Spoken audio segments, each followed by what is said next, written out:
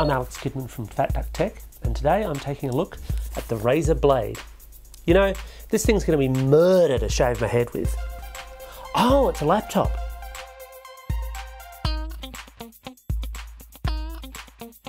Razer's best known for its gaming peripherals, and the new Razer Blade is perhaps their biggest statement in that area, a gaming-specific laptop with a very distinct style. That style is black, very black. This is the hot black Desiato of laptops, accentuated with little green tints on the keys, the Razer logo on the back, and even the USB 3 ports. Compared to many gaming laptops out there, however, this is a pretty svelte little creature, although compared to any Ultrabook at over 2 kilos, it's pretty hefty. It's also really solid with an all-metal construction that's been precision milled. Now there's an obvious point of comparison here with, say, Apple's MacBook Pro lines, although where they're kind of steel and aluminium cool, this is really dark black styled. Under all that sheer black metal rests an Intel 2.2 GHz Intel Core i7 processor, 8GB of RAM, at least 128GB of SSD storage, and an NVIDIA GeForce GTX 870M GPU.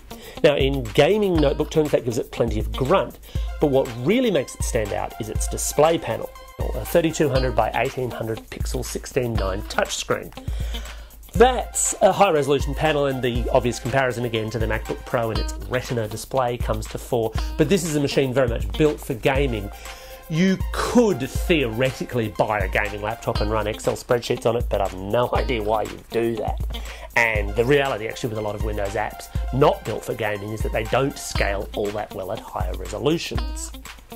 The Razer's keyboard has excellent response, which you'd expect from Razer because they make some very, very nice gaming keyboards as well, although like a lot of gaming keyboards it can be a touch on the noisy side while you're typing. Gaming laptops are not surprisingly built for gaming, and in that respect the Razer Blade performs pretty well.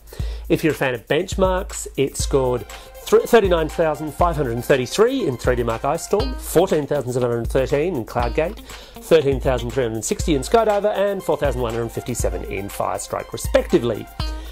You won't quite be able to throw every single PC game out there at the highest possible resolution, but you can get appreciably close, which is not that common in the notebook world, and certainly not for a notebook with this particular kind of set of dimensions. Most other gaming laptops are much bigger, much heftier, much harder to move around in effect. So, case closed, go buy a Razer Blade? Yes? Not quite. There are some problems.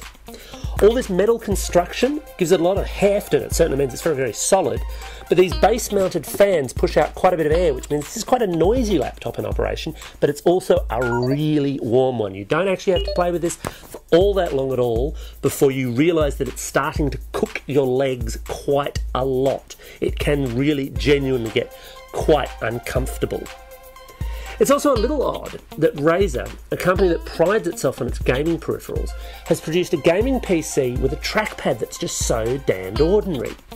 The big problem here really isn't the trackpad, but it's the mouse buttons at the base. They're kind of stylishly thin, but the problem with being stylishly thin is that if you're using them for gaming purposes, they're often really quite hard to hit. Now, I do get the idea is that you'd have a whole bunch of other gaming peripherals, your own gaming mouse. I'm sure Razer would prefer if it was one of theirs.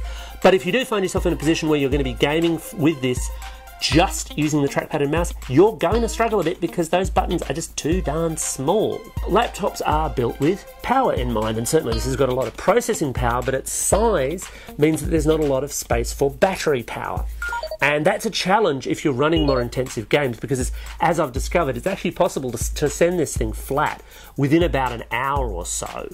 Obviously, if you've got a power supply nearby, that's not so much of a drama, but if you're thinking of buying one of these to use for really long trips where you're going to play really intensive games, you've probably got to think again. The final check against the Razer Blade in Australia is the price. The baseline 128GB model sells in Australia for $3,299. It goes up slightly as you increase the spec of the SSD on board, which is the only spec change you can make. Now the issue there isn't really the price, because gaming laptops are historically quite expensive creatures. It's the comparative price based on what the same laptop sells for in the US. Here, $3,299. In the US, $2,299. Now, even allowing for the fact that that US list price doesn't feature GST, doesn't take into account shipping, and perhaps a small margin for us being a smaller market, that's still one heck of a whack of the Australia tax on this particular product. And it's a real pity because I think this is a really genuinely nice laptop. It's a lot of fun to play with. It's really solid and feels like it should last the distance, battery life notwithstanding. But as it stands, there's a very nice machine to be had here, but not really at the Australian asking price.